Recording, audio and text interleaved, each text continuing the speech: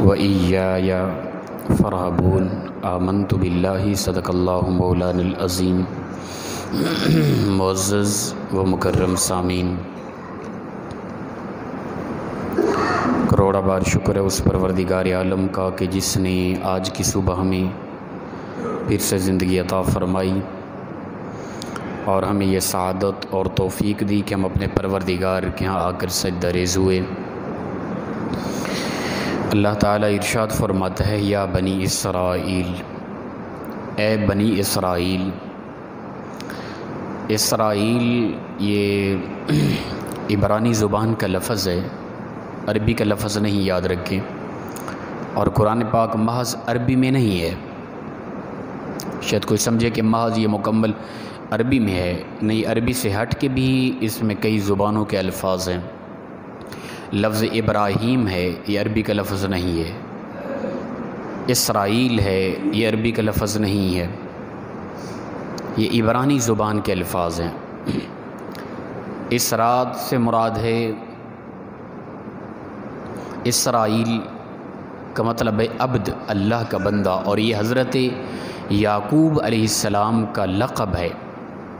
حضرت یعقوب علیہ السلام کو اسرائیل کہا جاتا تھا، یعنی اللہ کا بندہ، اللہ کی بندگی کرنے والا۔ تو حضرت یعقوب علیہ السلام سے پھر حضرت اسحاق علیہ السلام، ان کی اولاد کو اولاد اسرائیل کہا جاتا تھا۔ بنی اسرائیل ان کو کہا گیا ہے خاص طور پہ۔ تو اللہ تعالیٰ نے فرمایا، اے بنی اسرائیل، اے اولاد اسرائیل، اے اولاد یعقوب، یہ معنی ہے دراصل۔ اذکروا نعمتی اللتی، یاد کرو تم میری اس نعمت کو جو میں نے تم پر کی، ان نعمتوں کو یاد کر کے، وَأَوْفُوا بِعَهْدِي أُوفِ بِعَهْدِكُمْ، تم میرے وعدوں کو پورا کرو، میں تمہارے وعدوں کو پورا کروں گا۔ یعنی اللہ تعالیٰ اپنی نعمتیں یاد دلانے کے بعد اب قوم اسرائیل کو شرک سے باز رہنے کی تلقین کر رہا ہے، اور وہ اصول اپنانے کی تلقین کر رہا ہے جو اصول پروردگار نے دیے ہیں۔ بھئی یہ اصول اپناؤ، اس کے مطابق زندگی جیو۔ اگر تم ان اصولوں کے مطابق زندگی گزارو گے، چلتے رہو گے، تو پھر پروردگار کا تمہارے ساتھ وعدہ ہے جنت کا۔ وہ جنت باغیچے ہیں، ان کے نیچے نہریں چل رہی ہیں، آرام و سکون کی زندگی ہے۔ مرنے کے بعد حقیقی ابدی زندگی تمہیں عطا کر دی جائے گی۔ اس کے بعد موت نہیں ہے، تھکاوٹ نہیں ہے، اکتاہٹ نہیں ہے، پریشانی نہیں ہے، لڑائی جھگڑے تصادم ٹکراؤ کچھ بھی نہیں، آرام اور سکون کی زندگی تمہیں عطا کر دی جائے گی۔ اور وہ یہ بھی نہیں کہ اس زندگی میں انسان پھر موت کو کوئی انتظار کرے، نہیں۔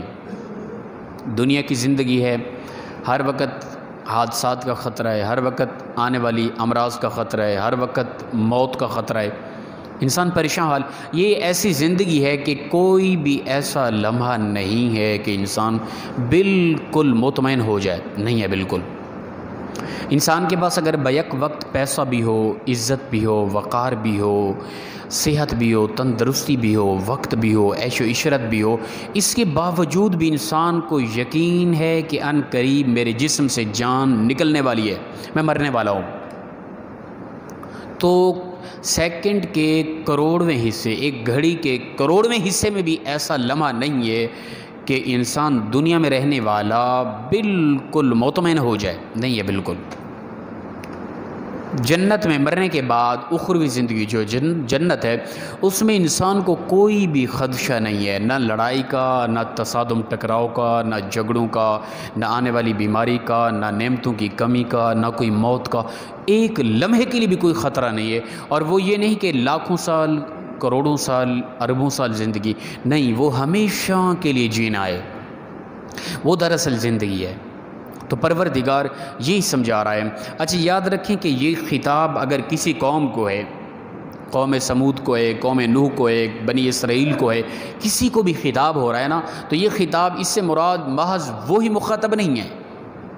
اگر کسی قوم کے کا تذکرہ آیا، کوئی کہانی، کوئی ذکر کیا گیا، کوئی قصہ سنایا گیا، تو اس سے مراد یہ نہیں کہ ہم دلچسپی سے اسے سنیں اور واہ واہ کریں۔ یہ ہمیں عبرت حاصل کرنے کے لیے، ہماری عبرت کے لیے یہ واقعات بیان کیے جاتے ہیں۔ ہماری تو طبیعت یہاں تک آن پہنچی کہ ہم میدان کربلا میں لگنے والے مارکے کو بھی دلچسپی کے ساتھ سنتے ہیں، دل لگی کے لیے سنتے ہیں۔ یہ حقیقت بات کر رہا ہوں میں۔ اکثر ہوتے حضرت اپنا شہادت امام علی مقام کا بھی سنا ہے نا، مزہ آ جائے، مزہ لینے کے لیے ہم سنتے ہیں یہ چیزیں، خدا کے لیے، کبھی عبرت حاصل کرنے کے لیے بھی ہم ان واقعات کو، ان قصوں کو جو قرآن نے بیان کیے ہیں پچھلی قوموں پر آنے والے عذاب جو تھے عجیب طرح کے، اللہ کا قہر نازل ہوا تھا، دلچسپی کے لیے ہم سنتے ہیں۔ قرآن کے قصے، انبیاء کے قصے دلچسپی کے لیے ہوتے ہیں، پچھلی قوموں کے قصے وہ دل لگی کے لیے ہم سنتے ہیں، عبرت کے لیے نہیں۔ بلکہ وہ عجائب گھر میں وہ فرعون کا وہ جو ڈھانچہ پڑا ہوا ہے نا، وہ ہم نے اسے سیرگاہ، اللہ فرماتا ہے فَالْيَوْمَ نُنَجِّيكَ بِبَدَنِكَ لِتَكُونَ لِمَنْ خَلْفَكَ آیَةً، ہم نے اس کو نجات اس لیے دی تاکہ آنے والے لوگوں کے لیے یہ عبرت ہو، آنے والے دنیا دار لوگ، آنے والے بڑے بڑے امیر لوگ، انہیں علم ہو کہ یہ فرعون کا یہ حشر ہوا، ہم نے اس کے وجود کو اس لیے سلامت رکھا۔ وہاں پکچریں بن رہی ہیں، وہاں بڑا دل کو سکون مطمئن ہوتے ہیں کہ یہ فرعون کی لاش پڑی ہے، وہ سیرگاہ بنائی ہوئی ہم نے، انجوائے ہو رہا ہے وہاں پہ جا کے۔ کوئی ہے ایسا کہ جو وہاں جائے، وہاں جا کے اس کا دل دہل جائے، عبرت حاصل ہو، اللہ کا خوف پیدا ہو، خشیت الہی دل میں پیدا ہو کہ فرعون اتنا بڑا آدمی ہو کہ اس کا حشر یہ ہوا، میں کیا ہوں؟ ٹھیک ہے نا؟ اللہ تعالیٰ نے عبرت کے لیے یہ معاملات کیے، ہم نے دل لگی کے لیے ان معاملات کو اپنے سامنے لے کر آئے۔ تو اللہ فرماتا ہے کہ یہ جو قصے بیان ہو رہے ہیں یہ عبرت کے لیے ہیں۔ فرمایا اے بنی اسرائیل، تو یہ مین خطاب تو اسرائیل کو ہے، قوم اسرائیل کو ہے، اور اس خطاب میں یہ عام خاص خطاب ان کو ہے، اور عام ہر وہ بندہ جو قرآن کی تلاوت کرے گا، جو سنے گا، وہ اس میں مخاطب ہے۔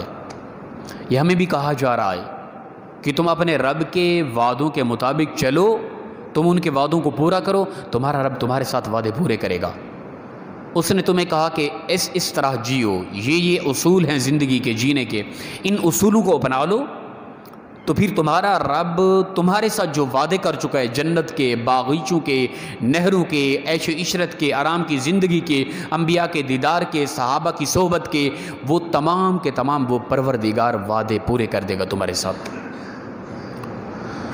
تو لہٰذا ہم بھی انہی اصولوں کو اپنائیں، قرآن اور حدیث کی طرف متوجہ ہوں، کبھی رسول اللہ صلی اللہ علیہ وسلم کی سیرت کو دیکھ لیں، کبھی صحابہ کی سیرت و صورت کو دیکھ لیں، اور ان کی زندگی کو اپنانے کی کبھی کوشش کریں، تو پھر ہمارے لیے آنے والی زندگی میں آرام اور سکون ہے۔ تو فرمایا کہ تم میرے وعدے کو پورا کرو، میں تمہارے وعدے کو پورا کروں گا، وَإِيَّايَ فَارْهَبُونَ، اور خاص میری ذات سے ڈرتے رہو۔ کوئی بھی اس طرح کا معاملہ ہو جائے، ڈرتے رہو میری ذات سے۔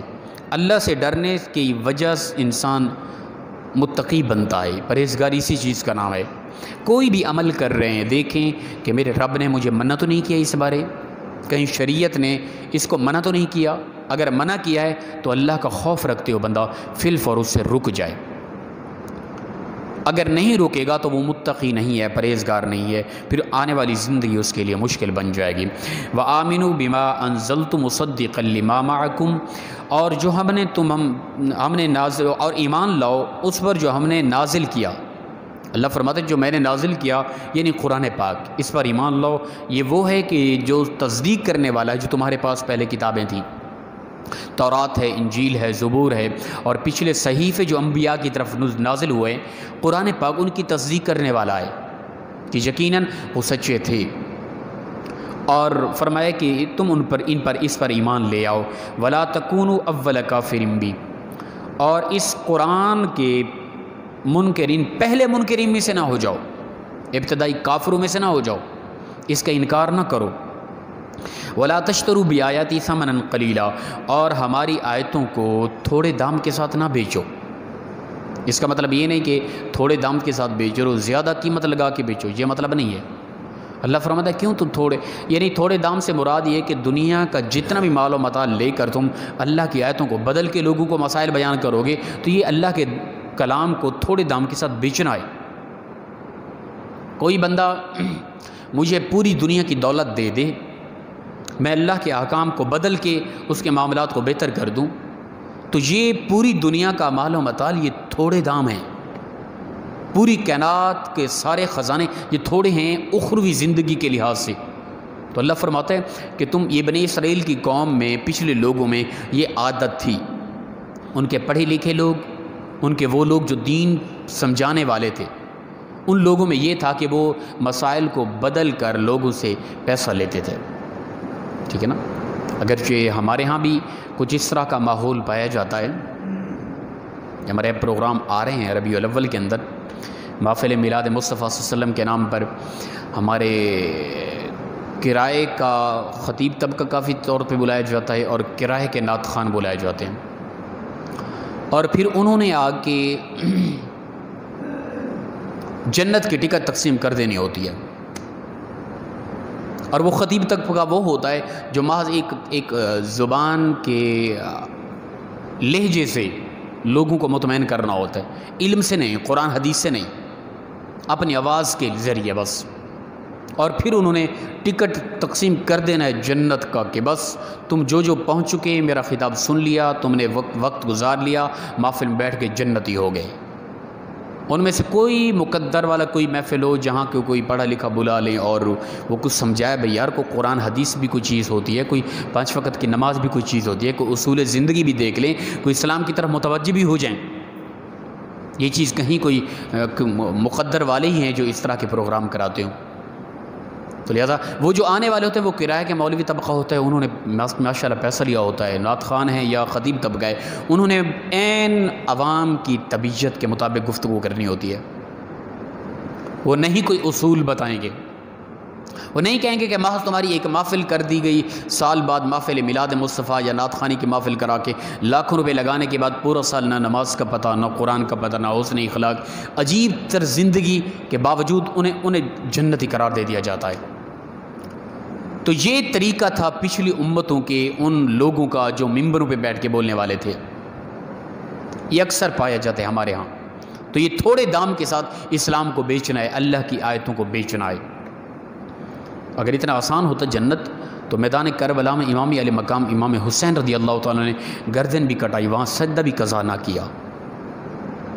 کبھی کوئی ثابت کر سکتا ہے کہ بس یہ چھوٹی موٹی اس طرح کے محافلیں، محفل کی برکت ہے، اس کا انکار نہیں کرے، استغفر اللہ، محفل کا انکار بالکل نہیں کر رہے، اللہ کے ذکر کی، رسول اللہ صلی اللہ علیہ وسلم کی ثناخوانی کی محفل کا ثواب کمال ہے، اس کا انکار نہیں کر رہے۔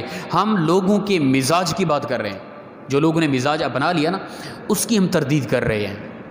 محفل میلاد کریں، پر سب سے بڑا رسول اللہ صلی اللہ علیہ وسلم کی ولادت کی خوشی منانے کا طریقہ 5 وقت کی نماز ہے، روزے ہیں، صدقہ و خیرات ہے، یہ چیزیں بنیادی ہیں، پہلی چیزیں ہیں جو کرنی ہیں ہمیں نہ نماز کا پتہ ہو، نہ صدقہ و خیرات کا پتہ ہو، نہ زکوٰۃ کا پتہ ہو، نہ حج کا پتہ ہو، کسی چیز کا پتہ ہی نہیں ہے۔ گھر کے اندر جھگڑے ہیں، اولاد کی تربیت بیکار ہو چکی ہے، ماں باپ کی عزت و وقار نہیں ہے، بے عزتی ہو رہی ہے ہر وقت، مسجد کا کبھی ہم نے مسجد کی طرف رخ نہ کیا ہو، سال کے بعد محفل میلاد کرنے کے بعد ہم پکے جنتی ہو گئے۔ یہ جو طبیعت اور مزاج ہے نا یہ غلط ہے۔ محفل میلاد کا انکار نہیں، استغفر اللہ۔ رسول اللہ صلی اللہ علیہ وسلم کی ولادت کی خوشی کسے نہیں ہوتی؟ ان لمحات میں کون خوش نہیں ہوتا؟ ہمیں تو سب کچھ ملا ہی رسول اللہ صلی اللہ علیہ وسلم کی آمد پر۔ اللہ کے نبی صلی اللہ علیہ وسلم کی آمد ہوئی تو یہ اندھیرے ختم ہوئے اور نور ہدایت پھیلا کائنات کے اندر، ہمارے اندر انسانیت پیدا ہوئی، رسول اللہ صلی اللہ علیہ وسلم نے آ کے حقیقت انسانیت ہمارے اندر پیدا کی اور ہمیں جہنم کے راستے سے بچا کے جنت کے راستے پہ لگایا۔ تو کائنات کے اندر سب سے عظیم بڑی نعمت رسول اللہ صلی اللہ علیہ وسلم کی ذات مبارک ہے۔ ہمارے ذاتی اس وجود سے، اس کائنات سے، کائنات کے اندر جتنی بھی اللہ کی نعمتیں ہیں نا ان میں سب سے بڑی نعمت رسول اللہ صلی اللہ علیہ وسلم کی ذات مبارک ہے ہمارے لیے۔ تو اس کی آمد پر شکر کیوں نہ کریں، خوشی کیوں نہ کریں، کرنی ہے، پر عجیب معاملات نہیں، محض وہ چند لمحے کیا پروگرام کر کے، اور اس کے اندر بھی قرآن حدیث نہیں پتہ نہیں کیا کچھ بیان ہوتا ہے، ثناخوانی کے نام پر پتہ نہیں کس طرح کے اشعار پڑھے جا رہے ہوتے ہیں، اور اس کو پھر یعنی حتمی فیصلہ ہوتا ہے بس جنتی ہو گئے۔ ایسا نہیں ہے، یہ غلط تصور دیا جا رہا ہے۔ اور فرمایا کہ ہماری آیتوں کو تھوڑے دام کے ساتھ نہ بیچو، وَإِيَّايَ فَاتَّقُونْ، خاص مجھ سے ڈرتے رہو۔ اللہ فرماتے میری ذات سے ڈرو، وَلَا تَلْبِسُوا الْحَقَّ بِالْبَاطِلِ وَتَكْتُمُوا الْحَقَّ وَأَنْتُمْ تَعْلَمُونَ، اور تم ملوث نہ کر دو، ملا نہ دو حق کو باطل کے ساتھ، اور حق کو چھپاؤ نہ اور تم جانتے ہو، جاننے کے باوجود بھی تم حق کو چھپاتے ہو، حق اور باطل کو آپس میں ملا دیتے ہو، ایسا کیوں کرتے ہو؟ علم بھی ہو، پتہ بھی ہو کہ حق کیا ہے، اور حق اور باطل میں پھر بھی انسان تمیز نہ کرے، اس سے بڑا ناکارہ انسان کوئی نہیں کائنات کے اندر۔ اور یہ خاص طور پہ ان لوگوں کو سمجھایا جا رہا ہے جو ممبر پر بیٹھ کر بولنے والے ہیں، جو حق ہے اسے بیان کیا جائے۔ ہمارے ہاں کچھ اس طرح کی امراض بھی پیدا ہو گئی ہیں، بس میرے مسلک کی عوام میں جو چیز پائی جاتی ہے نا، وہ چاہے جیسی بھی ہے، ٹھیک ہے نا، میں نے اسے بیان کرنا ہے۔ کسی دوسرے مسلک، ہم نے مسلک کو اہمیت دی، اسلام کو نہیں۔ کسی دوسرے مسلک کے لوگ کسی چیز پر عمل کرتے ہیں، وہ عین قرآن اور حدیث کے مطابق ہے، میں نے تردید ہی کرنی ہے۔ یہ طبیعت ہے آج کل ہماری، اللہ تعالیٰ معاف کرے۔ ہم اگر کاش ہماری توجہ، ہماری نظر اسلام کی طرف ہوتی، ہم محض اسلام کو اہمیت دیتے، مسلک کی بنا پر، مسلک کی نفرت کی طور پہ ہم قرآن اور حدیث کی تردید کاش نہ کرتے۔ آج یہ نفرتیں، آج یہ فرقہ واریت، آج ہر ایک کی مسجد اپنی اپنی الگ الگ جدا جدا بالکل نہ ہوتی، آج ہم پوری امت مسلمہ ہو کے جی رہے ہوتے۔ اور یہ معاملات اور یہ جھگڑے جو ہے نا، یہ بس یہ پاک و ہند کے ایریے میں، عرب کے اندر ان چیزوں کا علم بھی نہیں ہے لوگوں کو۔ ہمارے خیالات، ہمارے تصورات کے اندر یہ خلل پیدا ہو گیا خاص طور پہ۔ تو فرمایا کہ حق اور باطل کو ملا نہ دو، حق کو چھپاؤ نہ، حق کو واضح کر کے بیان کر دو۔ کبھی کسی کی رعایت کر دو کہ فلاں کیا کہے گا، فلاں کہے گا، کسی نے کیا کہنا ہے؟ یہاں بیٹھ کر بھی ہم حق چھپاتے رہے تو کب حق بیان ہوگا؟ اگر میں کہوں کہ نہیں، میرے کچھ مقتدی یا میری انتظامیہ وہ عجیب محسوس کریں گے، یہ بات حق کی تو ہے، تو پھر یہ فلاں فلاں، اس سے بڑی غداری اسلام کے ساتھ اور کیا ہو سکتی ہے؟ جو ممبر پہ بیٹھ کے حق کو چھپانے کی کوشش کرے، بعض تھوڑے سے وظیفے اور مسجد کے معاملات کی وجہ سے، تو اس سے بڑا غدار اسلام کا اور کوئی نہیں ہے میرے نزدیک۔ اللہ اکبر۔ فرمایا وَأَقِيمُوا الصَّلَاةَ وَآتُوا الزَّكَاةَ وَارْكَعُوا مَعَ الرَّاكِعِينَ، نماز قائم کرو، زکوٰۃ ادا کرو، رکوع کرو اور رکوع کرنے والوں کے ساتھ ہو جاؤ۔ یہ جماعت کا تذکرہ آ رہا ہے، رکوع کرو اور رکوع کرنے والوں کے ساتھ ہو جاؤ۔ یعنی نماز، یہ کل کچھ دن پہلے ایک ساتھی ادھر سوال کر رہے تھے اور بڑے عجیب انداز سے وہ پوچھ رہے تھے کہ کچھ ساتھی ایسے ہیں، کئی لوگ ایسے ملے، وہ کہتے ہیں نماز قائم کرنے کا تذکرہ ہے قرآن پاک کے اندر، اور قائم نماز کا مطلب ہے دل کی نماز، یہ وضو کرنا، مسجد کی طرف آنا، قیام کرنا، رکوع کرنا، سجدہ کرنا، اتحیات اور سلام پھیر کے دعا کر کے چلے جانا، یہ نماز کہاں لکھی ہے؟ نماز پڑھنے کا تو کوئی تذکرہ نہیں ہے کہیں بھی۔ یہ ہو بہو سوال تھا اور یہ کہا جا رہا تھا مجھے یہاں پہ، کہا کہ یہ تو کہیں ذکر ہے ہی نہیں، نماز تو وَأَقِيمُوا الصَّلَاةَ، نماز قائم کرو، اور قائم کا مطلب ہوتا ہے دل میں۔ کس نے کہا ہے کہ یہ معنی ہو رہا ہے قائم کا کہ دل کی نماز ہے، بس وہ دل میں آپ نماز کو اہمیت دیں، یہ نماز ہے، کوئی 5 وقت نماز پڑھنے کی کوئی ضرورت نہیں ہے، لا حول ولا قوت الا باللہ۔ کس نے یہ خباثت پھیلائی؟ کس نے یہ قوم کو سوچ دی ہے؟ یہ نام نہاد پیر طبقہ ہے جنہوں نے آ کے اس طرح کی بربادی کر کے رکھ دی ہے قوم کی، پوری امت کی۔ اور کئی لوگوں کے مزاج ہیں، وہ کہتے ہیں نہیں نہیں نہیں، یہ مولویوں والی نماز ہے، قرآن کے اندر نماز پڑھنے کا تو تذکرہ ہے نہیں، لا حول ولا قوت۔ یہ اللہ فرما رہا ہے وَارْكَعُوا مَعَ الرَّاكِعِينَ، رکوع کرو، رکوع کرنے والوں کے ساتھ ہو جاؤ، یہ امر ہے۔ جماعت کے ساتھ اس طرح نماز آ کے پڑھنا یہ واجب ہے۔ جو بندے نماز پڑھتے ہیں، گھروں میں پڑھتے ہیں، اللہ کے محبوب صلی اللہ علیہ وسلم نے فرمایا، کتب سیاہ کی روایت ہے، فرمایا میرا دل چاہتا ہے میں ایک آدمی کو حکم دوں، ایک صحابی کو وہ نماز پڑھائے، کچھ ساتھیوں کو ساتھ لے کر جاؤں، وہ لوگ جو نمازیں پڑھتے ہیں، گھروں میں پڑھتے ہیں، ان کے گھروں میں ارد گرد لکڑیاں رکھ کے ان کو جلا کے راکھ کر دوں، اگر بچوں اور عورتوں کا خطرہ خدشہ نہ ہوتا، میں ان لوگوں کو جلا کے راکھ کر دیتا جو گھروں میں نماز پڑھتے ہیں۔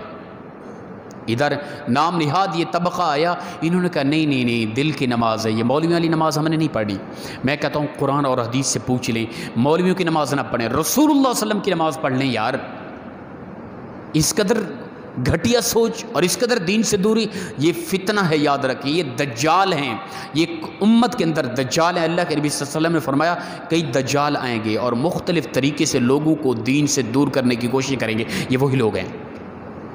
کوئی اگر کہہ رہا ہے اس طرح کی بات کہ دل کی نماز ہوتی ہے، جی یہ نماز مولویوں نے نہ پڑھیں، ان کو ایسا سبق سکھائیں کہ آئندہ کے لیے وہ اس طرح کی بکواس زبان سے نہ کرے۔